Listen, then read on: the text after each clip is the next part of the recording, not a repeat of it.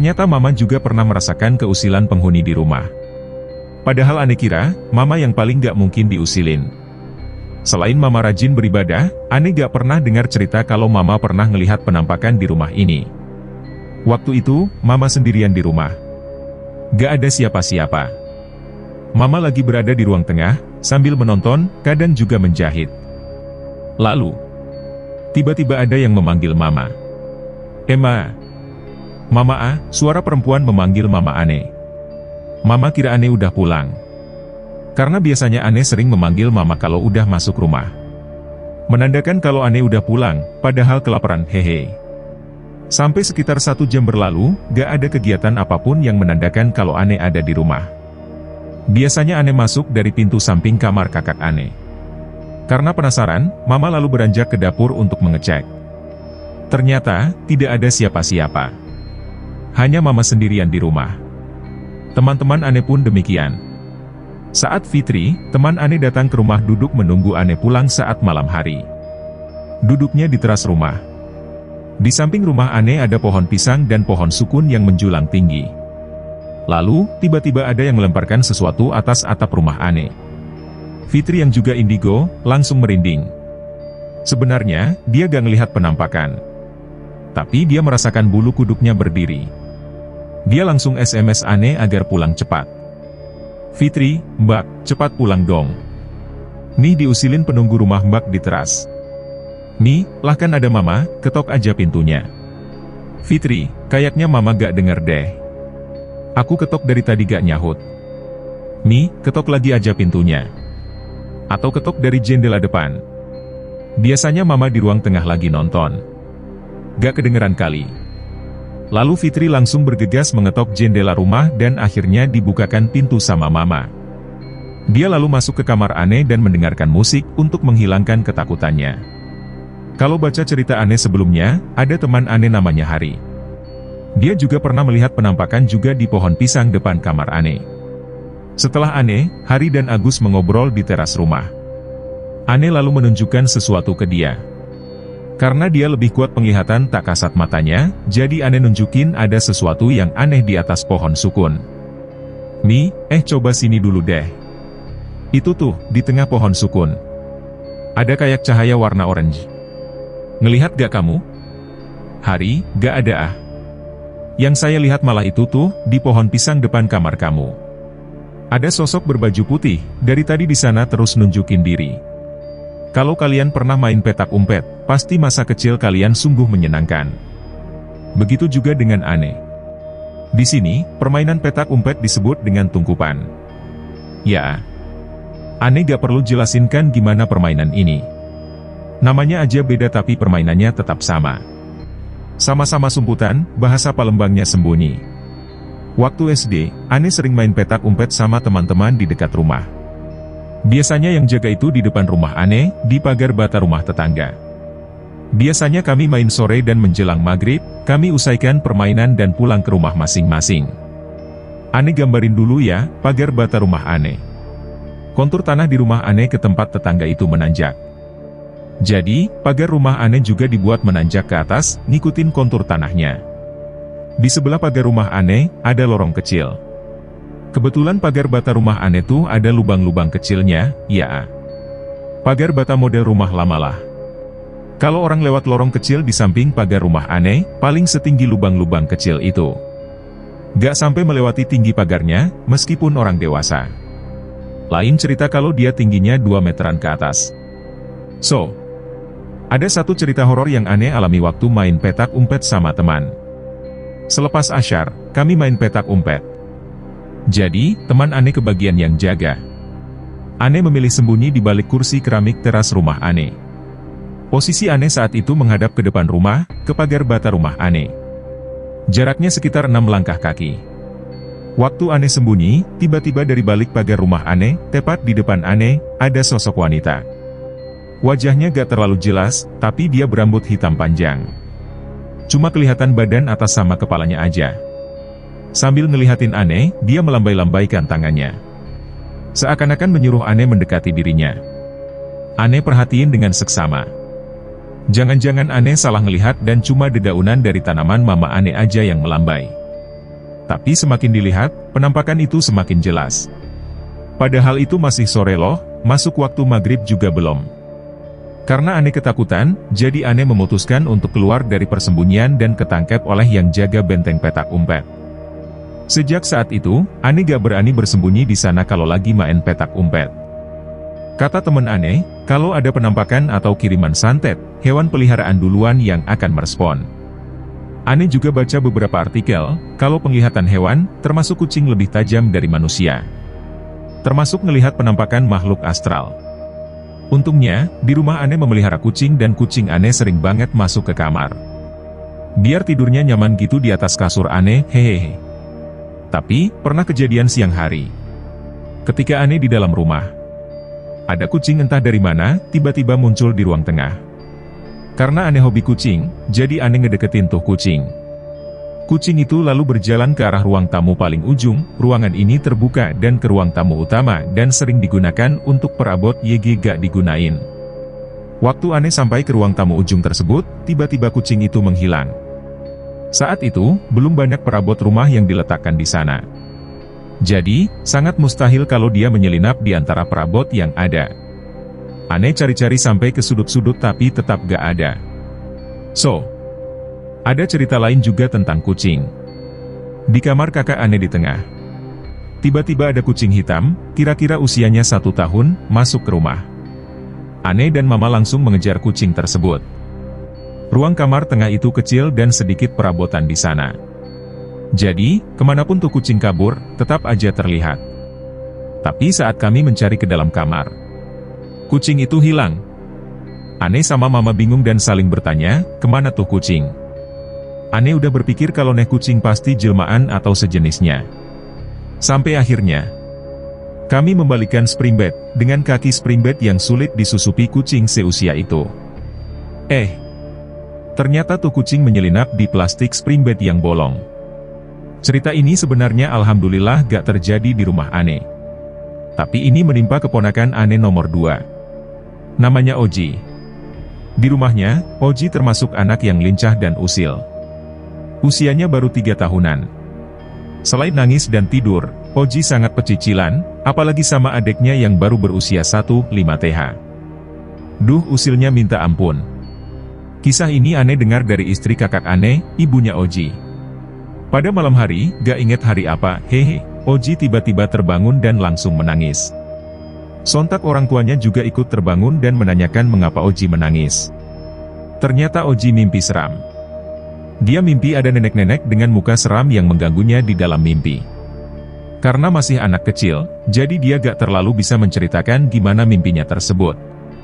Keesokan harinya, Oji jadi pendiam, gak seperti biasanya. Dia hanya murung di kamar. Diajak makan pun ogah-ogahan, padahal anaknya nih rakus aslinya. Kadang dia nangis sendiri tanpa sebab, sering juga menutup telinga sambil geleng-geleng kepala. Dia juga takut melihat ke arah jendela di kamarnya. Jendela tersebut memang langsung mengarah ke teras rumahnya. Ibunya sering menanyakan kenapa dia murung dan sering nangis sendiri. Tapi Oji hanya bungkam sambil geleng-geleng kepala, bahkan menangis. Sampai akhirnya, Oji cerita tentang apa yang dialaminya. Oji, nenek itu ada di luar jendela. Dia selalu ngelihatin Oji terus. Ibunya, nenek yang mana Ji? Di sini kan gak ada nenek. Sambil ngelihatin ke arah jendela. Oji, itu ada nenek di luar. Oji takut. Karena Oji selalu murung, jarang makan, akhirnya Oji jatuh sakit. Dan kondisi ini berlangsung sekitar 2 minggu. Biasanya Ane selalu mampir ke rumah kakak Ane, tapi gak tahu kenapa, waktu kejadian ini Ane gak pernah ke sana. Orang tuanya langsung cemas dan mencoba berbagai cara untuk membuat Oji seperti dulu kala. Tapi akhirnya, orang tuanya memutuskan untuk meminta bantuan ke Tante Jum, ini yang Ane ceritain di part atas tentang makhluk halus besar. Akhirnya Tante Jum datang ke rumah dan orang tua Oji menceritakan semuanya. Lalu Tante Jum berusaha menyembuhkan Oji dengan caranya sendiri. Sampai akhirnya, Tante Jum menceritakan apa yang dialami Oji. Tante Jum, yang dilihat Oji memang ada dan itu memang membuat Oji takut. Selama ini, nenek itu ada teras dan selalu ngeliatin Oji terus. Tapi, dia tidak bisa masuk ke dalam rumah, karena ada penunggu rumah yang lebih kuat dari dirinya. Ibunya, terus kalau Oji sering menutup telinga sambil geleng-geleng itu kenapa, Tante Jum, karena dia mendengar suara-suara aneh. Dia berusaha untuk tidak mendengar dan menolak mendengar suara-suara tersebut. Oji ini punya kemampuan untuk melihat dunia lain. Tapi karena dia masih kecil, jadi dia belum siap untuk melihatnya. Jadi, saya usahakan untuk menutup penglihatannya saja sampai usianya 17 tahun. Setelah diobati Tante Jum, Oji kembali seperti semula, doyan makan, lincah main dan ngusilin adik dan kakaknya. Sebenarnya kami sekeluarga gak terlalu percaya dengan pengobatan seperti itu. Tapi, jika itu memang terbaik untuk Oji dan tidak melanggar aturan agama, kami pun bisa menerima, walau gak masuk akal. Ya, boleh percaya, boleh gak sih? Tapi Ane berpikir positif aja, dengan ditutupnya, kemampuan melihat, ponakan Ane, dia bisa lincah seperti semula dan tidak merasakan ketakutan. Pagi Sabtu. Sebenarnya semalam Ane mau lanjutin nulisnya, tapi karena kebawa parno, karena sesuatu dan lain hal, jadi Ane memilih untuk bobok cantik. Entahlah, rumah ini kok begitu menyeramkan di mata orang-orang. Sejauh Ane tinggal di sini, walaupun sering mendapatkan gangguan waktu Ane kecil, tapi Ane merasa nyaman aja tinggal di sini. Apalagi kamar Ane sering jadi tempat pelarian teman-teman yang gegana, gelisah, galau, merana. Hehehe. Oke, let's start again. Masih ingat keponakan Ane, Oji dan Tante Jum kan? Ane baru dapat ceritanya semalam dari ibunya Oji. Cerita panjang deh, nanti akan Ane jabarin satu persatu. Ini juga alasan Ane jadi parno semalam dan milih tidur aja. So, pasca keponakan Ane bisa ngelihat dan akhirnya, penglihatannya, ditutup sampai usia 17 tahun. Tante Ju menyarankan kalau Oji jangan sering diajak main ke rumah Ane, ke rumah omanya. Bukan maksud gak mau ngedeketin cucu dan neneknya, tapi ada hal lain yang dihindarin. Karena Oji kemarin diikutin sama setan nenek-nenek, potensi untuk diikutin makhluk halus lainnya juga ada. Tante Jum, jangan sering-sering ngajak Oji ke rumah omanya. Karena rumah itu sarangnya makhluk halus. Takutnya nanti ada yang nempel di tubuh Oji lagi. Ibunya, pantesan aja Oji kadang merasa takut kalau di rumah omanya. Tante Jum, kalau dilihat dari mata batin, sebenarnya lantai rumah di sana itu bisa terbelah dan banyak sekali penampakan di sana. Ibunya, oh, kalau jadi lokasi uji nyali berarti cocok ya. Hehehe. Ane juga baru dapat cerita lainnya yang dialami teman kakak Ane. Namanya Putra dan Ican. Mereka sering banget menginap dan tinggal di rumah Ane sebelum mereka berumah tangga. Mereka berdua yang paling akrab sama keluarga Ane. Sebenarnya teman kakak Ane yang sering main ke rumah sih banyak, bahkan belasan orang. Pernah suatu waktu, mereka semua tidur di kamar Ane, waktu itu masih kamar kakak Ane. Saking ramenya, tidurnya kayak susun dencis dari pangkal kamar ke ujung kamar, hehe. Jiah. Intermezzo gak jelas ya? Oke lanjut. Jadi, kakak Ane, Putra dan beberapa teman lainnya bersantai-santai di ruang tamu dan tengah, karena dua ruangan ini nyambung dan gak ada sekat. Di saat mereka semua menonton, Putra memilih tidur.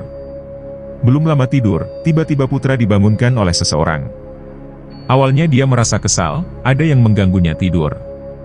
Tapi waktu dia buka mata, dia langsung terkaget dan meloncat dari kursi panjang di ruang tamu Ane. Yang bangunin dia ternyata pocong dan pocong itu loncat-loncat di samping dia. Padahal di sana gak cuma dia sendiri, ada kakak Ane dan teman-teman lainnya. Sejak saat itu, kalau Putra sedang di rumah Ane sendirian, dia memilih menetap di kamar kakak Ane dan menghidupkan semua lampu di kamar. Ane jadi berpikir, masa pocong di rumah tetangga yang Ane lihat dulu, bisa loncat ke rumah Ane ya? Hehe. Semoga aja gak. Kalau cerita si Ican lain lagi. Sebelumnya Ane pernah ceritakan kalau ada teman kakak Ane kesurupan hantu cewek. Nah, ini dia orangnya. Jadi, waktu itu Ane dan mama Ane lagi mudik ke kampung. Kakak kedua dan istrinya yang menunggu rumah. Ada juga kakak ketiga dan teman-temannya yang ngeramein rumah. Waktu itu, istri kakak Ane lagi hamil tua. Semalaman dia gelisah tidur, dia juga ngerasakan ada yang memegangi kakinya. 2 malam berturut-turut juga, ada suara wanita menangis. Karena ketakutan, akhirnya kakak Ane menyuruh istrinya lekas sholat dan membaca amalan. Lalu, mereka membaca ayat kursi sambil mengelilingi kamar sebanyak 3 kali. Saat itu mereka tidur di kamar Mama, di ruang tengah. Lalu, malam-malam tiba-tiba Ican menjerit memanggil nama kakak ketiga Ane. Istri kakak Ane mendengar dan menanyakan kenapa si Ican menjerit seperti itu. Karena kakak Ane gak ingin istrinya ketakutan, jadi dia mengalihkan topik dan akhirnya lanjut tidur lagi.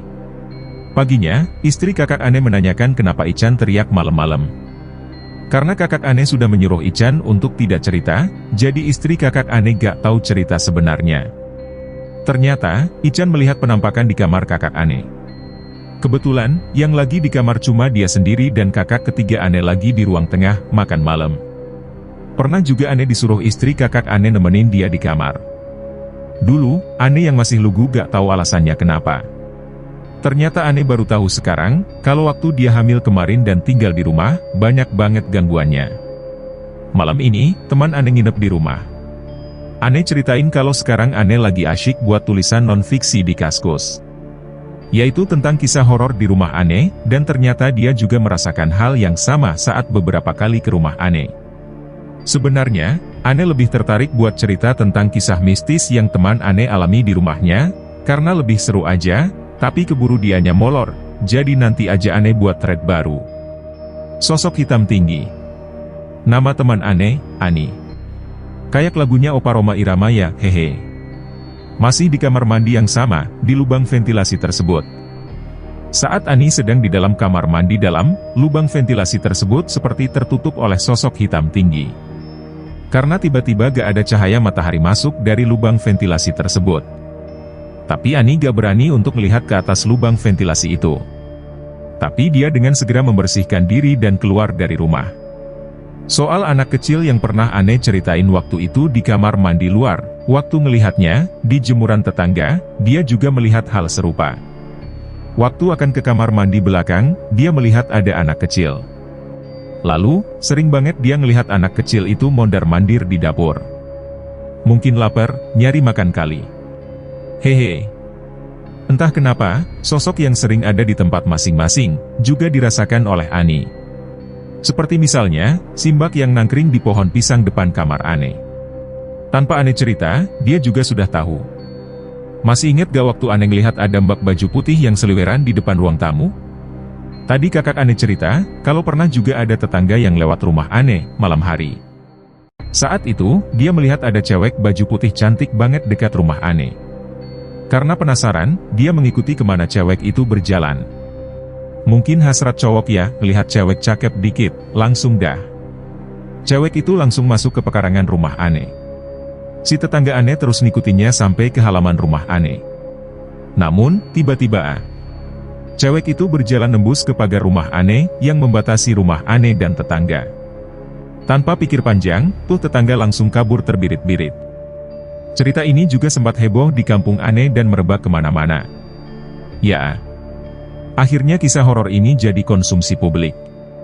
Pohon palem itu ternyata kayak gini nih tinggi pohon palem Ane, lebih tinggi lagi deh kayaknya. Saat kakak Ane cerita, ternyata teman-teman kakak Ane yang pernah main dan menginap di rumah juga mengalami gangguan mistis.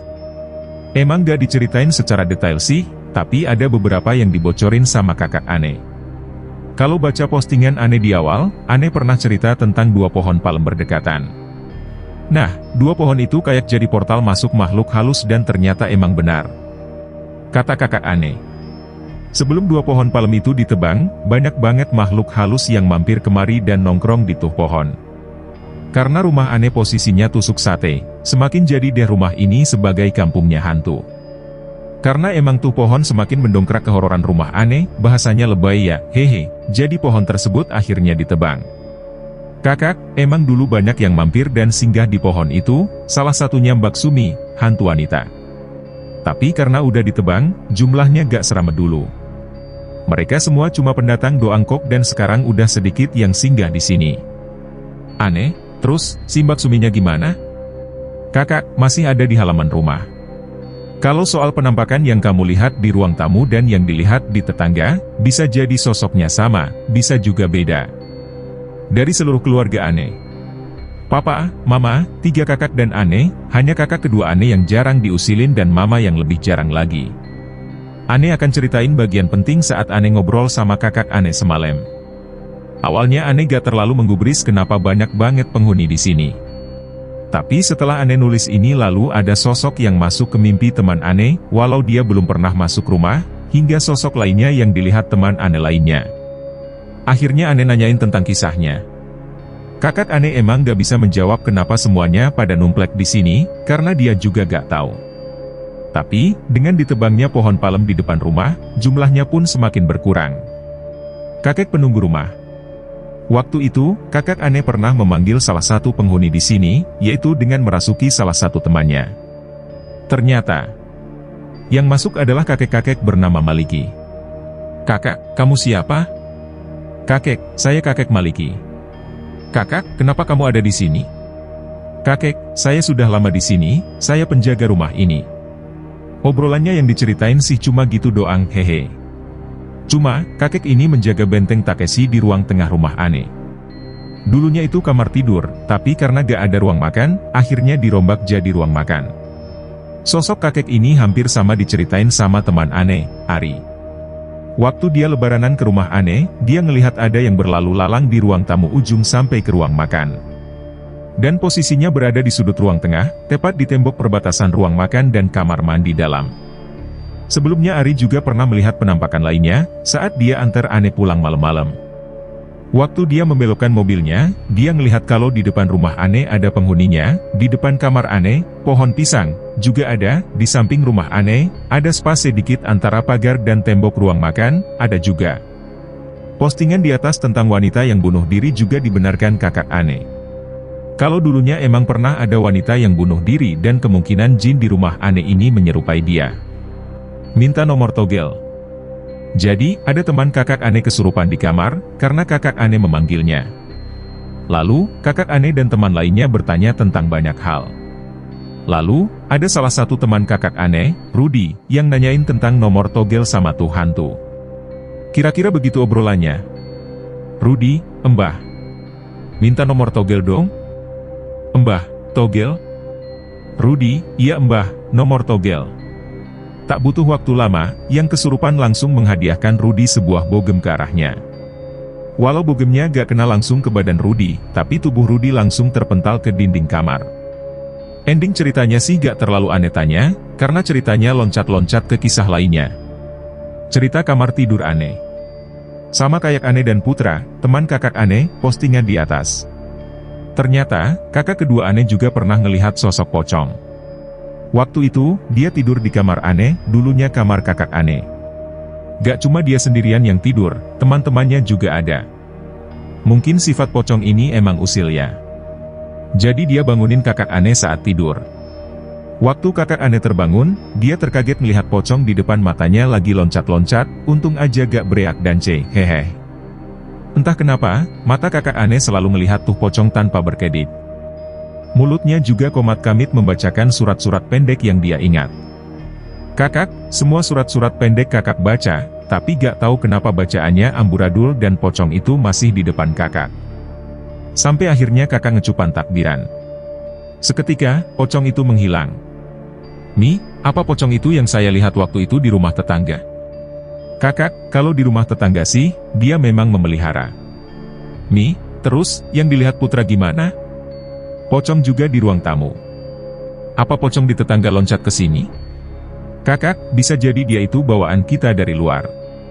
Misalnya kita lewat tempat angker atau tempat tongkrongan tuh pocong. Lalu dia ngikut kita sampai rumah. Karena kita gak cuci kaki dan basuh muka atau karena kita kotor, jadi dia bisa masuk ke sini." "Mi, terus, genderuwo itu emang tinggalnya di ruang tengah?" "Kakak, genderuwo itu juga asalnya dari kamar ini," sambil menunjuk kamar Ane. Dulunya, waktu ada saudara Ane nginep di kamar ini, dia ngelihat ada penampakan hitam. Lama-kelamaan, penampakan itu semakin besar dan tinggi kayak genderuwo. Kakak Ane juga nyaranin, kalau pengen tahu lebih jelas, tanya kakak ketiga Ane. Karena dia pernah berinteraksi langsung dengan penghuni di sini. Tapi karena kakak ketiga itu kerja di luar kota dan gak terlalu akrab, jadinya Ane gak minat nanyainnya. Go Power Ranger! Di akhir obrolan kami, kakak Ane menyebut Ane sebagai Go-Go Power Ranger, hahaha. Awalnya gagal paham. Maksudnya, orang yang bisa berinteraksi dengan makhluk halus. Dan emang Ane yang paling sering melihat dibandingkan yang lainnya. Kakak, kamu kan sering melihat mereka, tapi jarak kamu itu dekat enggak, jauh juga enggak. Dan akan selalu begitu.